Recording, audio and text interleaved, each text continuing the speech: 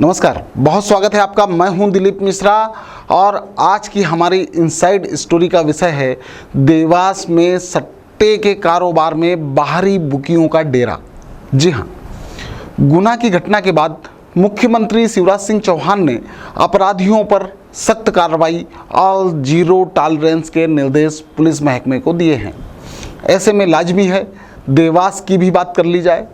देवास के दबंग SP doctor Shivdayal Singh ने अपराध और अपराधियों पर अंकुश लगाने के लिए देवास जिले में भी कई बड़ी कार्रवाइयाँ की।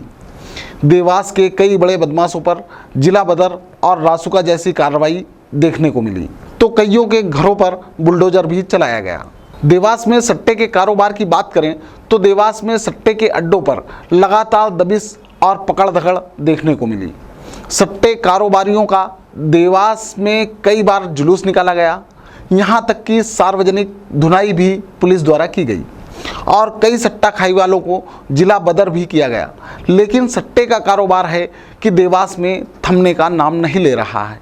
इस समय तो प्रदेश के कई शहरों के सट्टे खाईवाल और बुकियों ने देवास में डेरा जमा रखा है। देवास में इस समय मनावर, इंदौर और उज्जैन के बुकियों ने डेरा जमा रखा है। देवास में पहले भी पकड़े गए जुए में देवास के अलावा शाजापुर, इंदौर, उज्जैन के आरोपी पकड़े जा चुके हैं। लेकिन अब तो बाहर के बुकी यहां आकर सट्टा, जुआ, हाजिर बल्ली का कारोबार संचालित कर रहे हैं। देवास में एक बार फिर दर्जनों ठिकानों पर सट्टे का कारोबार संचालित होने की खबरें हैं। देवास एसपी डॉक्टर शिवदयाल सिंह सट्टे और शराब के काले कारोबार को लेकर काफ़ी सख्त हैं। उनके निर्देश पर लगातार दबिश और कार्रवाई भी हुई। पिछले दिनों देवास में 11 पुलिसकर्मियों को निलंबित और लाइन अटैच किया गया। लेकिन सट्टे का कारोबार है कि कुछ दिन बंद होने के बाद फिर संचालित होने लगता है। बस सट्टा कारोबारी अपने ठिकाने बदल देते हैं तो कुछ थाना क्षेत्र बदल देते हैं। देवास में सट्टे के कारोबार में रसूखदारों के संरक्षण की बातें बार बार उठती आई हैं। हमारे सूत्र बताते हैं कि इस समय देवास में दर्जन भर ठिकानों पर सट्टे का कारोबार बड़े पैमाने पर चल रहा है।